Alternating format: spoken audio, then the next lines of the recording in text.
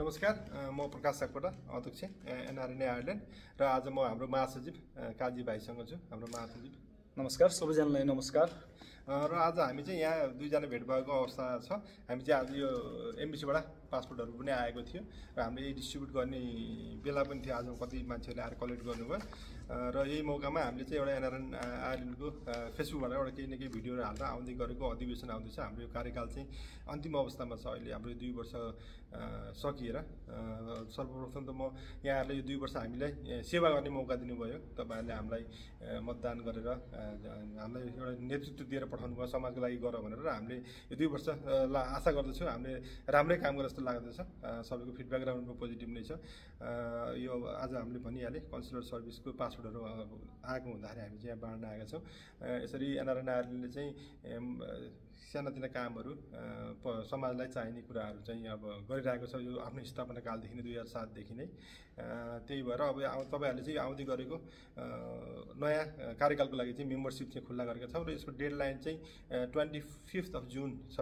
त्यो चाहिँ मेम्बरसिप चाहिँ जसरी पनि लिनु होला, किनभनेपछि 10 युरो चाहिँ आफूले 2 वर्षको लागि 5 युरो वर्षको हो। त्यो चाहिँ तपाईँले आफै पर्सनल दिनु होला, कसैले गराइदियो भन्ने चाहिँ नगर्नु होला। किनभनेपछि एउटा संस्था भएर यहाँ मर्दा पर्दा कति हामी आइसकेपछि कति मान्छेको डेथहरू भयो, कतिलाई हामीले फोन उठाएर नेपाल पठायौँ, कतिलाई यहीँ हामीले यहीँ अन्त्येष्टि गरियो। अब यो हामीले एनआरएन हुँदा पनि तपाईँहरू ढुक्क भएर बस्नु भएको छ। कति दाजुभाइहरूको एक्सिडेन्टहरू भयो। हामीले चाहिँ एनआरएनले चाहिँ हस्पिटलमा जाने, नेपालबाट परिवारहरूको भिसाको लागि सहजीकरण गर्ने कामहरू गऱ्यौँ। कति स्टुडेन्टहरूलाई हामीले हेल्प गऱ्यौँ, कति मान्छेलाई दुःख परेको मान्छेलाई नेपाल जान्छु भन्दा पनि जान सक्ने अवस्थामा नेपाल पनि पठायौँ। त्यस्तो धेरै कुराहरू हामीले चाहिँ गरिरहेको अवस्था छ। हामीले एउटा हाम्रो महासचिवले अलिक धेरै कुराहरू अहिले भन्नु होला। त्यही भएर संस्था एउटा चाहिने संस्था हो एनआरएन आयरल्यान्ड। तपाईँहरू सबैको साथ सहयोगले हामी यहाँसम्म आएका छौँ। सधैँ सपोर्ट हामीले गर्नुभयो, एकदम राम्रोसँग सपोर्ट गर्नुभयो र हामीले पनि केही न केही एउटा भोलिन्टियर सर्भिस थियो। सबै हामी कामै गर्ने मान्छेहरू, तै पनि हामीले सकेसम्म हामीले जानेसम्म चाहिँ काम गऱ्यौँ र धेरै कुराहरू चाहिँ अब यहाँ हामीले गरेको 2 वर्ष कार्यक्रमको थोरै रिपोर्ट चाहिँ भाइले भन्दै हुनुहुन्छ। अनि फेरि कुराहरू हजुर, थ्याङ्क यू। अब हाम्रो दाइले भने जस्तै अब खास अब नेपालीलाई सहयोग गर्नुपर्छ भन्ने भावनाले चाहिँ अब एनआरएनले इस्टाब्लिस गरेको हो। अब यो आयरल्यान्डमा चाहिँ 2007देखि एनआरएन आयरल्यान्ड चालु भइरहेको छ। अब लास्ट 2 इयर्समा हामीले अब अलिकति आफ्नो टाइम निकालेर, हामी सबैजना भलिन्टियर हो, सबैजना फुल टाइम काम गर्ने मान्छे हो होइन, आफ्नो कामबाट चाहिँ अलिकति समय निकालेर अब कम्युनिटीको लागि भनेर केही गर्ने प्रयास गरिरहेको छौँ हामीले।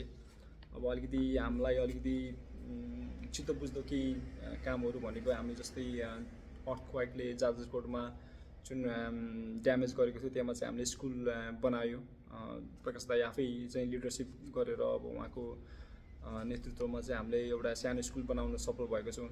अलमोस्ट 10 लाख रुपियाँ खर्च भएको छ, जुन हाम्रो एनआरएन कमिटीबाट चाहिँ फन्डबाट उठाएको पैसा हो। अनि त्यसै गरी अब अलिकति अरू कामहरू भनेको जस्तै मेन्टल हेल्थ, जुन कमिटीमा एकदम राम्रो एप्रिसिएसन पायौँ हामीले। अब कति नेप्लिजहरूलाई अलिकति मेन्टल हेल्थको धेरै समस्याहरू देखिरहेको छ हामीले यहाँ, अनि ती प्रोग्रामहरू हामीले गऱ्यौँ। अनि लाइकवाइज अब हाम्रो हेल्प डेस्क छ, जुन अब तपाईँहरूलाई केही समस्याहरू पऱ्यो भने अब हाम्रो कमिटीका साथीहरूले एनी टाइम फोन उपलब्ध गराएर आफूले जानेको कुराहरू हेल्प गर्न सक्नुहुन्छ।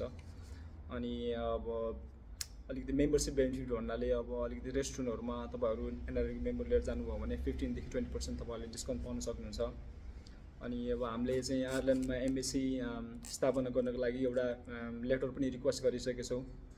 प्रकाश दाई आफै गएर एम्बेसीमा लेटर रिक्वेस्ट गर्नुभएको छ, जुन अब एम्बेसीमा दर्ता भइसकेको छ। हेरौँ इन फ्युचरमा अब कुनै दिन एम्बेसी बन्यो भने एटलिस्ट हाम्रो तर्फबाट एउटा पहल भएछ भन्ने हुन्छ।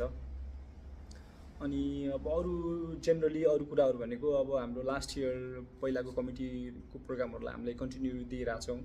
अब न्यु इयर अनि यहाँ दसैँ प्रोग्रामहरू अनि फुटबल टुर्नामेन्टहरू, यो चाहिँ कन्टिन्युसन प्रोग्रामै हो। अब अलिकति चाहिँ हाम्रो अब जस्तै अब रिपोर्ट हामीले अब आफ्नो 2 इयर्स कार्यकालको रिपोर्ट पनि हामीले फेसबुकमा पब्लिस गरिसकेका छौँ। सो हेर्नुहोस्, अनि हामीले गरेको 2 वर्षको कामहरू के कस्तो लाग्छ तपाईँलाई अलिकति फिडब्याक छ भने फिडब्याक दिनुहोस्। अनि अन्त्यमा चाहिँ अब अलिकति हामीले अपिल गर्ने भनेको जस्तै अब नेप्लिज कम्युनिटीलाई सहयोग गर्नुपर्छ भन्ने भावनाले खुलेको संस्था हो यो। हामीले आफूले पनि अब अलिकति कामबाट समय निकालेर चाहिँ केही गर्न प्रयास गरिरहेछौँ। अब लाइकवाइज तपाईँहरूले पनि अब अलिकति चाहिँ मेम्बरसिप जोइन गरिदिनुहोस्। अब अलिकति आएको फन्ड त्यो कमिटीमै फेरि जाने हो। त्यसले गर्दा हाम्रो अपिल भनेको चाहिँ अलिकति अब मेम्बरसिप को लागि अलिक पुस छ, त्यो गरिदिनुहोस्।